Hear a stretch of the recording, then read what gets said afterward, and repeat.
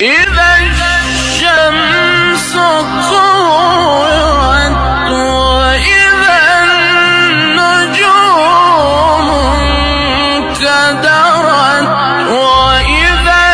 الجبال سيرت وإذا